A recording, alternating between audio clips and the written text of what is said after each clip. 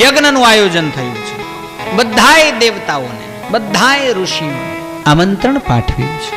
બધાએ આવવાનું છે, પણ કૈલાસ ઉપર થઈને પોતાનું વિમાન લઈને નીકળવાનું. વિમાનની ઝડી લાગી છે અને આટલા બધા વિમાનો કૈલાસ ઉપરથી નીકળવા લાગ્યા.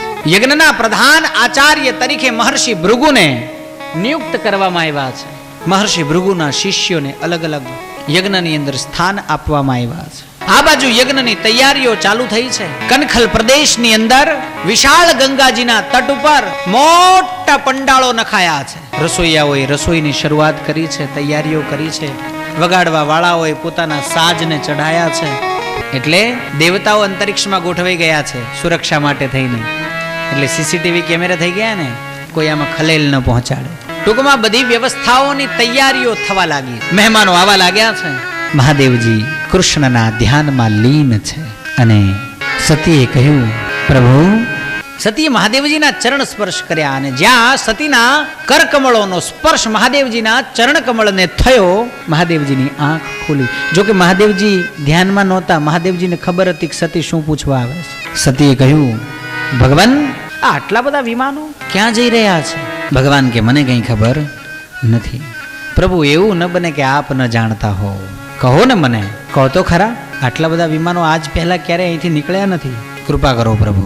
મહાદેવજી કહેવા લાગ્યા, સતી તમારે જાણવું છે? માં કે હા. તો સાંભળો. તમારા પિતાશ્રી કનખલ પ્રદેશની અંદર, એટલે કે તમારા પિયરમાં, એમના ઘરે મોટો યજ્ઞ કરી રહ્યા છે. આ બધાય વિમાનો એ યજ્ઞની અંદર જઈ રહ્યા છે. તો મારે પણ જવું છે. મહાદેવજી કે પત્રિકા આવી છે? પ્રભુ, તમે જ કહ્યું કે મોટો યજ્ઞ છે, મોકલાવી હશે પત્રિકા. પોસ્ટમેન આટલે સુધી કેવી રીતે આવે હિમાલય ઉપર? આ તમે કેવામાં તમે ઘર રાખ્યું? જુઓ તો ખરા કેવી સોસાયટી છે. ઢીચણ સુધીના પાણી ભરાઈ જાય છે. બહાર નીકળી શકાતું નથી. વાહનો બહાર મૂકવા પડે છે. આ હિમાલય ઉપર આવે કેવી રીતે પોસ્ટમેન? મોકલી તો હોય જ. મારા મમ્મી પપ્પા કંકોત્રી મોકલ્યા વગર રહે નહીં. મહાદેવજી કહે, સતી મારી વાત માનો. આમંત્રણ નથી, આમંત્રણ વગર ન જવાય યજ્ઞમાં. મહાદેવજી, આજ પહેલા તમે મારી સાથે જ્યારે સત્સંગ કર્યો હતો, મને જ્યારે કથા કહેતા હતા, ત્યારે તમે મને એક વાત કરી હતી કે બાપને ઘેર, ભાઈને ઘેર, ગુરુને ઘેર અને એક ગામમાં એક બ્રાહ્મણ રહેતો, એ બ્રાહ્મણને ઘેર કોઈ પણ પ્રસંગ હોય તો આમંત્રણની રાહ ન જોવાય, ત્યાં વગર આમંત્રણે જવાય. હા સતી, મેં આપને કહ્યું તું જવાય, પણ મેં આપને એક બીજી વાત કરી હતી, એ તમે ભૂલી ગયા. જો વેર ન હોય તો. વેર વળી શેનું? સતી, મેં આજ સુધી તમને વાત નથી કરી, પણ સાંભળો. આવી રીતે આ પૂર્વના યજ્ઞની અંદર એ સભામાં તમારા પિતાશ્રીએ આવી રીતે મારું અપમાન કરેલું. હવે એમાં એમનું શું ખોટું લગાડવાનું? તમને ખબર તો છે. હવે એવી વાતોનું તમે ખોટું લગાડીને બેસી જાઓ તો ક્યાં મેળ આવે? મહાદેવજી કહે છે, એ વાતનું મને ખોટું નથી લાગ્યું, એ વાતનું તમારા પિતાજીને ખોટું લાગ્યું છે અને એટલા માટે આપણને આમંત્રણ દીધું નથી. તે કંઈ વાંધો નહીં, આમંત્રણ ના આવ્યું હોય તો બાપાના ઘેર તો જવાય ને. બાપના ઘેર કેવું આમંત્રણ જવાય? મહાદેવજીને બધી વાતની ખબર છે, પણ સતી જીદ છોડતા નથી. સતીએ વારંવાર જીદ કરી, મારે જવું છે. મહાદેવજી કહે છે ન જવાય. અને જીદ છે ને, એનું પરિણામ ક્યારેય સારું હોય નહીં. મહાદેવજી કહે છે ભલે. અંતે મહાદેવજી ના છૂટકે રાજીપો દર્શાવ્યો. મહાદેવજીએ કહ્યું, દેવી, આપ આટલી બધી જીદ કરો છો, સારી નથી, છતાંય આપ જઈ શકો છો, પણ મારી એક વાત સમજી લેજો અને તમે લોકો પણ સાંભળજો. એક બાપની 4 દીકરીઓ હોય, 3 દીકરીઓ હોય, પણ બધી પરણી ગઈ હોય, પણ જે દીકરીના પતિનું માન પિયરમાં ન હોય, એ દીકરી પણ પોતાનું માન પિયરમાંથી ગુમાવી દે છે. સતીની જીદ આગળ મહાદેવજીએ હામી ભરી. મહાદેવજી પણ તૈયાર થયા. મહાદેવજીએ રજા આપી, પણ કહેવા લાગ્યા, સતી તમારે જવું હોય તો જાઓ, પણ આવી રીતે નહીં. એ દક્ષને પણ ખબર પડવી જોઈએ કે શિવ કોણ છે, શિવની અર્ધાંગીની શિવા કોણ છે, મહાદેવ એટલે શું, આપ કોણ છો? આપ મહાદેવી છો. અને ભગવતી જગદંબા માટે 1000 સિંહનો રથ તૈયાર થયો છે. કરોડોની સંખ્યામાં ભૂત, પ્રેત, પિશાચ, ડાકીણી, શાકીણી, રાક્ષસો, ગંધર્વો, યક્ષોની જમાત જામી છે. અને માં ભગવતીએ 1000 સિંહના રથની ઉપર આરૂઢ થઈ અને નીકળી છે જગદંબા. બધાય શણગારને સજી અને માં પોતાના બાપને ઘેર જવા માટે નીકળ્યા છે. યજ્ઞ મંડપ દેખાડો. સતીએ યજ્ઞ મંડપની અંદર પ્રવેશ કર્યો છે, પણ પાછળ આખું સૈન્ય આવી રહ્યું છે. એનાથી એટલી બધી ધૂળની ડમરીઓ ઉડી રહી છે કે ત્યાં આવેલા ઋષિઓ દેવતાઓ ભયભીત થયા છે. ઓહો, કોણ આવી રહ્યું છે આવું? અને જગદંબાએ યજ્ઞશાળામાં પ્રવેશ કર્યો છે. જૈન સિદ્ધિ દીકરી બાપને મળી છે, પણ આજ બાપે મોઢું ફેરવ્યું છે. હશે પિતાજી કંઈક કામમાં હશે એમ કરીને સતીએ એ કનખલ પ્રદેશના નિજ આંગણ કે જ્યાં રમીને મોટી થઈ છે એ જગદંબાએ એ પોતાના ઘરમાં પ્રવેશ કર્યો છે. બધી બહેનોએ આજ મોઢા ફેરવ્યા છે. કોઈએ થોડું સામું હસ્યું છે, કોઈએ સામું પણ જોયું નથી. દીકરી સીધી એની મા પાસે ગઈ છે. માં, કેમ અમને આમંત્રણ નહીં? અને દરેક માં દરેક વખતે જે જવાબ આપે એ જ આ માએ જવાબ દીધો. ગળે વળગી છે, બંને બાજુથી બે આહુડા નીકળી ગયા છે.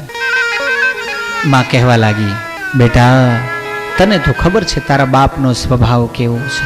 હવે આમાં હું શું કરું કે, પણ હવે આવી છું તો વ્યવહાર લઈને જજે.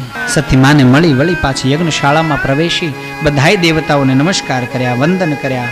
ગણપતિના સ્થાપન ઉપર સ્વયં ગજાનંદ બેઠા છે, નારાયણ, બ્રહ્માજી. અને જ્યાં ભગવતી જગદંબા શિવના સ્થાપન પાસે પહોંચી, સ્થાપન ખાલી પડ્યું છે. મહાદેવનું સ્થાપન નહીં અને માની ભ્રુકુટી ફરી. બ્રહ્મા વિષ્ણુ પોતાના ધામમાં સીધા જ ખબર પડી ગઈ શું સ્થિતિ બનવાની છે. યજ્ઞકુંડની પાસે આવી છે ભગવતી જગદંબા. અને ભગવતી જગદંબાએ દક્ષની સામે આંગળી ઊંચી કરી છે. હે દક્ષ, હે દુષ્ટ બુદ્ધિવાળા, તને એમ કે તું મારો બાપ છું? ના, હું આ બ્રહ્માંડની માં છું. જોઈ લે મારા સ્વરૂપને. હે દુષ્ટ બુદ્ધિવાળા, તે કોનું અપમાન કર્યું? મહાદેવ એ માત્ર મારા પતિ નથી.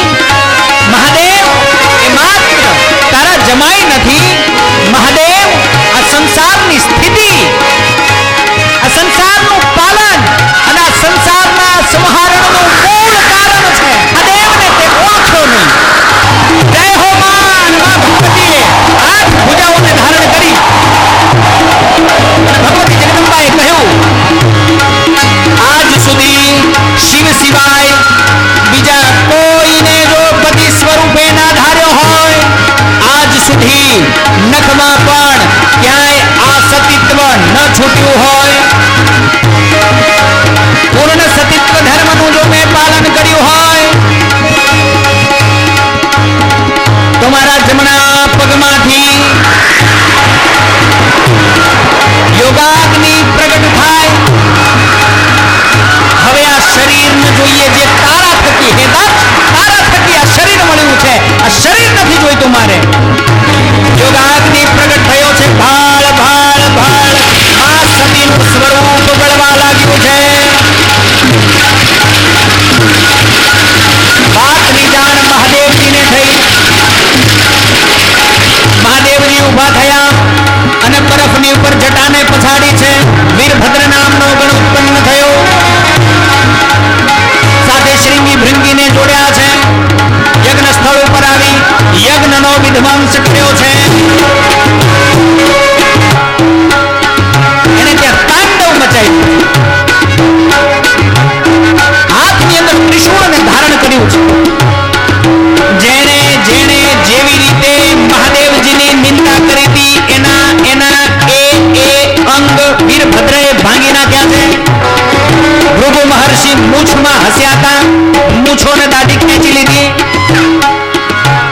વિશ્રવા નામના દેવતાઓ દાંત બતાવીને હસતા હતા. એક મુષ્ટિકાના પ્રહારથી બધાએ દાંત બહાર પાડી દીધા. વીરભદ્રએ સંહારાત્મક સ્વરૂપ મહાદેવે ધારણ કરી અને યજ્ઞનો વિધ્વંસ કર્યો છે. બધાને દંડ દીધો છે. બધાને અંગો વિહીન કર્યા છે. માં ભગવતીનું એક એક અંગ પડ્યું ત્યાં યંત્ર બન્યું છે. 51 શક્તિપીઠો બની. બધાએ દેવતાઓ લંગડાતા, ભાંગતા, તૂટતા બધાના અંગો કોઈ ખભે કરી અને મહાદેવજીની પાસે પહોંચ્યા છે. બ્રહ્માજીએ મહાદેવને પ્રાર્થના કરી, જે થયું તે તમારો ભક્ત છે, માફ કરો. વીરભદ્રએ દક્ષ પ્રજાપતિનું માથું ઉતારી લીધેલું. મહાદેવજી રાજી થયા. ક્ષણે રુષ્ટ ક્ષણે પુષ્ટ. મહાદેવજી એક ક્ષણમાં રાજી હોય, એક ક્ષણમાં રુષ્ટ થઈ જાય તો વળી પાછી બીજી જ ક્ષણે રાજી થઈ જાય. એવો મહાદેવ રાજી થઈ ગયા, કંઈ વાંધો નહીં, કંઈ થયું જ નથી, હશે. અને આવો જે જીવ હોય ને એ જ સંસારમાં સુખી થાય, એવું શીખવાડે છે મહાદેવજી. કદાચ ક્યાંક ગુસ્સો આવ્યો, ક્રોધ આવ્યો ને કંઈક બોલાઈ ગયું, પણ વળી પાછું એને બહુ મગજમાં ભરી નહીં રાખવાનું, છોડી દેવાનું. મહાદેવજીએ રાજીપો દર્શાવતા જેના જેના જે અંગો તૂટ્યા હતા એ બધાને એમના અંગો સર્જરી કરીને પાછા દીધા છે. ધડ અને મસ્તક જોડ્યા. બકરાનું માથું લાવી અને દક્ષ પ્રજાપતિના મસ્તક ઉપર, એટલે તું છે ને હવે કોઈની નિંદા કર નહીં અને બોલ નહીં, એટલે તને આ બરાબર છે. કંઈ બોલવાની ઈચ્છા થાય તો બે થાય, બાકી બીજું કંઈ થાય નહીં. પણ ભગવાન શિવે દક્ષ ઉપર કૃપા કરી અને યજ્ઞની પૂર્ણાહુતિ કરી અને પોતાનો ભાગ લઈ અને એ યજ્ઞને સુસંપન્ન કર્યો છે. નમઃ પાર્વતી પતયે હર હર મહાદેવ હર